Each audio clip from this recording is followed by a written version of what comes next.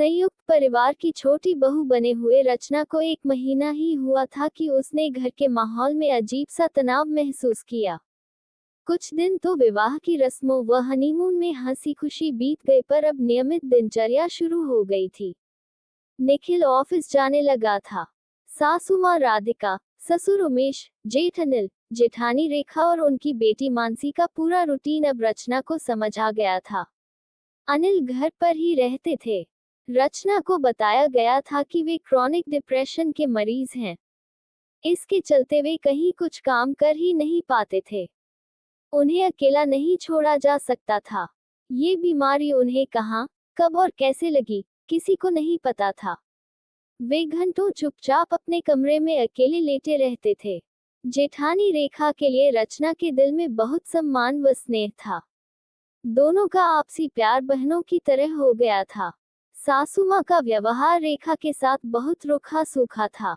वे हर वक्त रेखा को कुछ न कुछ बुरा भला कहती रहती थी। रेखा चुपचाप सब सुनती रहती थी।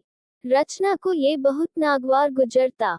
बाकी कसर सासू माँ की छोटी बहन सीता आकर पूरा कर देती थी।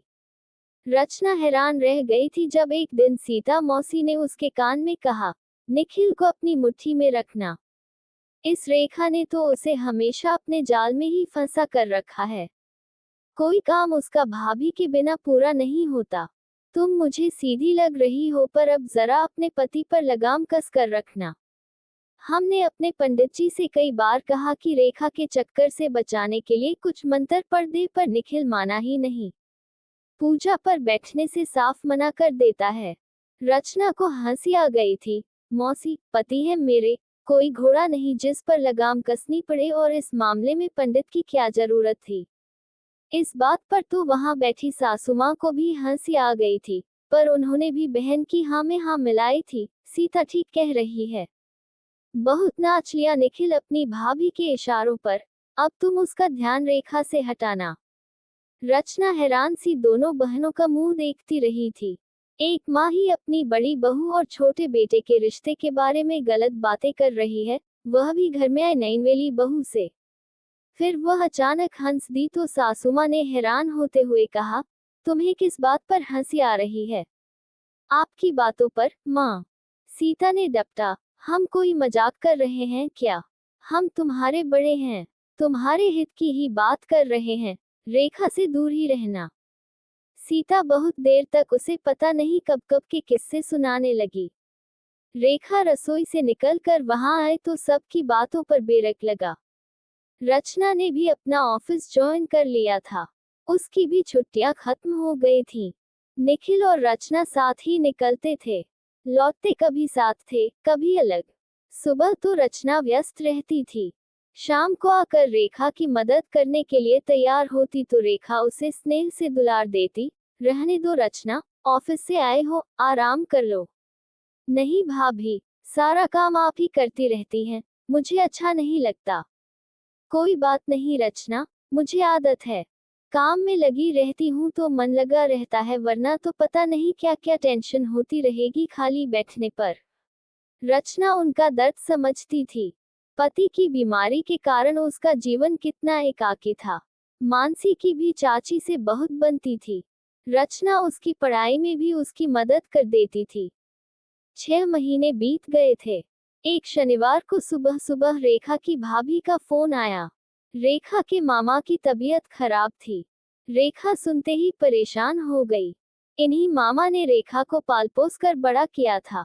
रचना ने कहा, भाभी, आप परेशान मत हो, जाकर देख आइए। पर मानसी की परीक्षाएं हैं सोमवार से। मैं देख लूंगी सब, आप आराम से जाए। सासू माँ ने उखड़े स्वर में कहा, आज चली जाओ बस से, कल शाम तक वापस आ जाना। रेखा ने जी कहकर सिर हिला दिया था। उसका मामा मामी के सिवा कोई और था ही नहीं। मामा मामी भी निसंतान थे। रचना ने कहा, नहीं भाभी, मैं निखिल को जगाती हूँ। उनके साथ कार में आराम से जाए। यहाँ मेरठ से सहारनपुर तक बस के सफर में समय बहुत ज्यादा लग जाएगा, जबकि इनके साथ जाने से आप लोगों को भी सहारा रहेगा। सासू माँ का मुंह खुला रह गया, कुछ बोल ही नहीं पाई। पैर पटकते हुए इधर से उधर घूमती रही। क्या जमाना आ गया है, सब अपनी मर्जी करने लगे हैं। वहीं बैठे ससुर ने कहा, रचना ठीक तो कह रही है, जाने दो उसे निखिल के साथ। राधिका को और गुस्सा आ गया, आप चुप ही रहे तो अच्छा होगा। पहले ही आपने दोनों बहुओं को सिर पर चढ़ा रखा है। निखिल पूरी बात जानने के बाद तुरंत तैयार होकर आ गया था। चलिए भाभी, मैं ऑफिस से छुट्टी ले लूंगा, जब तक मामाजी ठीक नहीं होते हम वहीं रहेंगे। रचना ने दोनों को नाश्ता करवाया और फिर प्रेम पूर्वक विदा किया। अनिल बैठे तो वहीं थे पर उन्होंने कोई प्रतिक्रिया नहीं दी थी। दोनों चले गए तो वे भी अपने बेडरूम में चले गए। शनिवार था, रचना की छुट्टी थी। वह मेड अंजू के साथ मिलकर घर के काम निपटाने लगी। शाम तक सीता मौसी फिर आ गई थी। उनके पति की मृत्यु हो चुकी थी और अपने बेटे बहू से उनकी बिल्कुल नहीं बनती थी, इसलिए घर में उनका आना जाना लगा ही रहता था। उनका घर 2 गली ही दूर था। दोनों बहनें एक जैसी थीं, एक जैसा व्यवहार, एक जैसी सोच। सीता ने आराम से बैठते हुए रचना से कहा, तुम्हें समझाया था ना अपने पति को जेठानी से दूर रखो। रचना मुस्कुराई, हाँ मौसी, आपने समझाया तो था, फिर निखिल को उसके साथ क्यों भेज दिया? वहां अस्पताल में मामी जी और भाभी को कोई भी जरूरत पड़ सकती है ना। सीता ने माथे पर हाथ मारते हुए कहा, दीदी, छोटी बहू को तो जरा भी अक्ल नहीं है। राधिका ने ठंडी सांस लेते हुए कहा, क्या करूं अब? कुछ भी समझा लो, जरा भी असर नहीं है इस पर। बस मुस्कुरा कर चल देती है। रचना घर का काम खत्म कर सुस्ताने के लिए लेटी तो सीता मौसी वहीं आ गई। रचना उठकर बैठ गई और बोली, आओ मौसी। आराम से बैठते हुए सीता ने पूछा, तुम कब सुना रही हो खुशखबरी? पता नहीं मौसी। क्या मतलब? पता नहीं मतलब? अभी सोचा नहीं। देर मत करो, औलाद पैदा हो जाएगी तो निखिल उसमें व्यस्त रहेगा। कुछ तो भाभी का भूत उतरेगा सिर से। और आज तुम्हें एक राज की बात बताऊं? हाँ बताए। मैंने सुना है मानसी निखिल की ही संतान है। अनिल के हाल तो पता ही है सबको। रचना भौचक्की सी सीता का मुंह देखती रह गई। क्या कह रही हो मौसी? हाँ बहू, सब रिश्तेदार पड़ोसी यही कहते हैं। रचना पल भर कुछ सोचती रही, फिर सहजता से बोली, छोड़े मौसी, कोई और बात करते हैं। अच्छा, चाय पीने का मूड बन गया है, चाय बनाकर लाती हूँ। सीता हैरानी से रचना को जाते देखती रही। इतने में राधिका भी वहीं आ गई। सीता को हैरान देख बोली, क्या हुआ? अरे, ये तुम्हारी छोटी बहू कैसी है? इसे कुछ भी कह लो, अपनी धुन में ही रहती है। राधिका ने ठंडी सांस लेते हुए कहा, हाँ, धोखा खाएगी किसी दिन, अपनी आंखों से देख लेगी तो आंखें खुलेंगी। हम बड़े अनुभवी लोगों की कौन सुनता है आजकल। रचना ने टीवी देख रहे ससुर जी को एक कप चाय दी, फिर जाकर रेखा के बेडरूम में देखा, अनिल गहरी नींद में था। फिर राधिका और सीता के साथ चाय पीनी शुरू ही की थी कि रचना का मोबाइल बज उठा। निखिल का फोन था। बात करने के बाद रचना ने कहा, माँ, भाभी के मामाजी को 3-4 दिन अस्पताल में ही रहना पड़ेगा। ये छुट्टी ले लेंगे, भाभी को साथ लेकर ही आएंगे। मैंने भी यही कहा है, वहां आप दोनों देख लो, यहाँ तो हम सब हैं ही। राधिका ने डपटा, तुम्हें समझ क्यों नहीं आ रहा? जो रेखा चाहती है निखिल वही करता है। तुमसे कहा था ना निखिल को उससे दूर रखो। आप चिंता न करें माँ, मैं देख लूंगी। अच्छा, मानसी आने वाली है, मैं उसके लिए कुछ नाश्ता बना लेती हूँ और मैं भाभी के आने तक छुट्टी ले लूंगी जिससे घर में किसी को परेशानी न हो। दोनों को हैरान छोड़ रचना काम में व्यस्त हो गई। सीता ने कहा, इसकी निश्चिंतता का आखिर राज क्या है दीदी? क्यों इस पर किसी बात का असर नहीं होता? कुछ समझ नहीं आ रहा है सीता। निखिल और रेखा लौट आए थे। रेखा और रचना स्नेहपूर्वक लिपट गईं। उमेश वहां के हालचाल पूछते रहे। अनिल ने सब चुपचाप सुना, कहा कुछ नहीं। उनका अधिकतर समय दवाइयों के असर में सोते हुए ही बीतता था। उन्हें अजीब से डिप्रेशन के दौरे पड़ते थे जिसमें वे कभी चीखते चिल्लाते थे तो कभी घर से बाहर भागने की कोशिश करते थे। सासू माँ को रेखा फूटी आंख नहीं सुहाती थी जबकि वे खुद ही उसे बहू बनाकर लाई थी। बेटे की अस्वस्थता का सारा आक्रोश रेखा पर ही निकाल देती थी। घर का सारा खर्च निखिल और रचना ही उठाते थे। उमेश रिटायर थे और अनिल तो कभी कोई काम कर ही नहीं पाए थे। उनकी पढ़ाई भी बहुत कम ही हुई थी। 3 साल बीत गए। रचना ने एक स्वस्थ व सुंदर पुत्र को जन्म दिया तो पूरे घर में उत्सव का माहौल बन गया। नन्हे यश को सब जी भर कर गोद में खिलाते।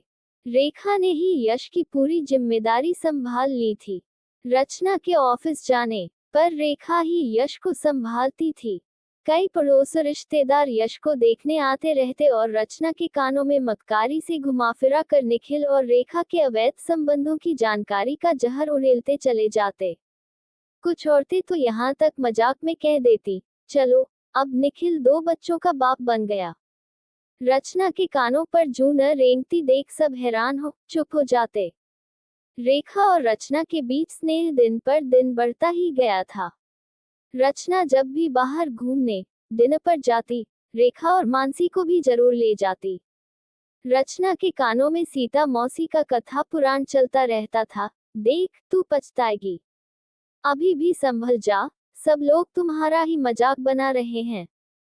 पर रचना की सपाट प्रतिक्रिया पर राधिका और सीता हैरान हुए बिना भी न रहती।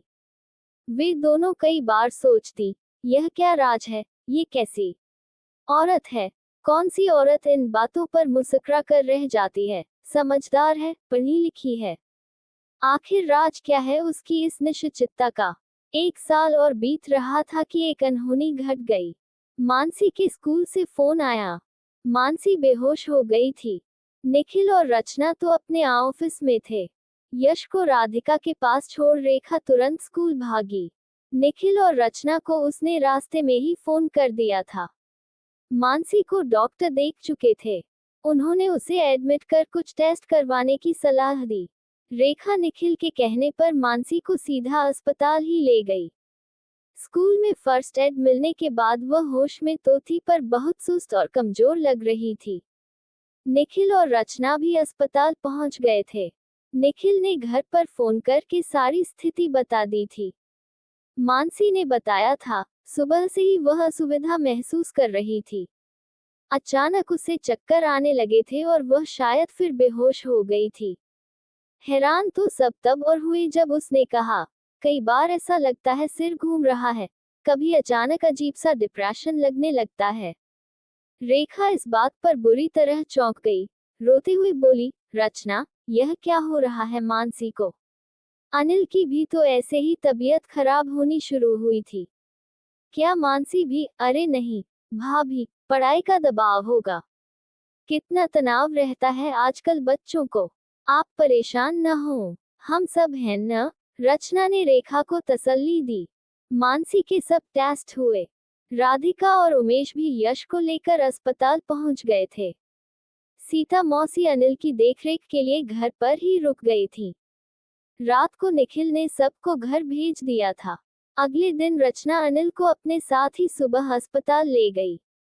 वहां वे थोड़ी देर मानसी के पास बैठे रहे। फिर असहज से, बेचैनी से उठने बैठने लगे तो रचना उन्हें वहां से वापस घर ले आई। रेखा मानसी के पास ही थी। राधिका ने रचना को डपटा, अनिल को क्यों ले गई थी? माँ, मानसी की बीमारी का पता लगाने के लिए भैया का डीएनए टेस्ट होना था, कहकर रचना किचन में चली गई। रचना ने थोड़ी देर बाद देखा राधिका और सीता की आवाजें मानसी के कमरे से आ रही थी। सीता जब भी आती थी, मानसी के कमरे में ही सोती थी। रचना दरवाजे तक जाकर रुक गई। सीता कह रही थी, अब पुल खुलने वाली है, रिपोर्ट में सच सामने आ जाएगा। बड़े आए हर समय भाभी भाभी की रट लगाने वाले, आंखें खुलेंगी अब। कब से सब कह रहे हैं पति को संभाल कर रखे। निखिल पिता की तरह ही तो डटा है अस्पताल में। राधिका ने भी हाँ में हाँ मिलाई, मुझे भी देखना है अब रेखा का क्या होगा। निखिल मेरी भी इतनी नहीं सुनता है जितनी रेखा की सुनता है। इसी बात पर गुस्सा आता रहता है मुझे तो। जब से रेखा आई है, निखिल ने मेरी सुनना ही बंद कर दिया है। बाहर खड़ी रचना का खून खौल उठा। घर की बच्ची की तबीयत खराब है और ये दोनों इस समय भी इतनी घटिया बातें कर रही हैं। अगले दिन मानसी की सब रिपोर्ट्स आ गई थी। सब सामान्य था, बस उसका बीपी लो हो गया था। डॉक्टर ने मानसी की अस्वस्थता का कारण पढ़ाई का दबाव ही बताया था।